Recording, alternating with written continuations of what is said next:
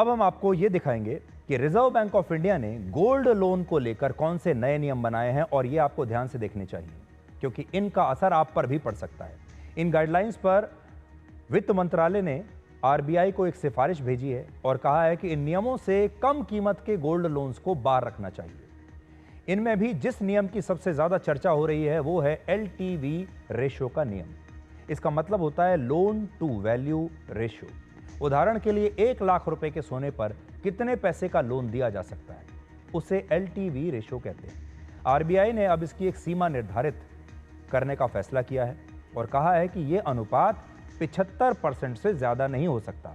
यानी आपके पास अगर 1 लाख रुपए का सोना है तो उस पर अधिकतम आपको 75,000 रुपए का लोन ही मिल सकता है। दूसरा नियम यह है कि आप कितना सोना गिरवी रखकर लोन ले सकते हैं।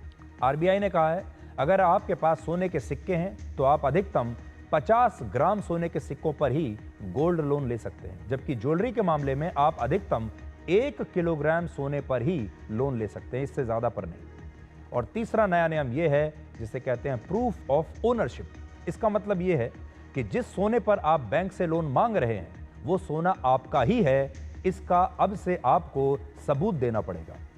चौथा नियम है लोन की कीमत कैसे तय होगी। इसके तहत अब बाजार में 22 कैरेट के सोने का जो भाव चल रहा है उसी के आधार पर आपके सोने की वैल्यूएशन निकालकर उस पर लोन दिया जाएगा। और पांचवा नियम है फुल डिस्क्लोजर एग्रीमेंट का। अब जिस सोने पर आपको लोन मिला है उस सोने का वजन, उसका डिस्क्रिप्शन और लोन नहीं चुकाने पर उस सोने की नीलामी को लेकर सारी शर्तें पहले से लिखनी होंगी और इनके बारे में ग्राहकों को बताना होगा। और आखिरी नियम है यूज मॉनिटरिंग का। इसके तहत अब आपको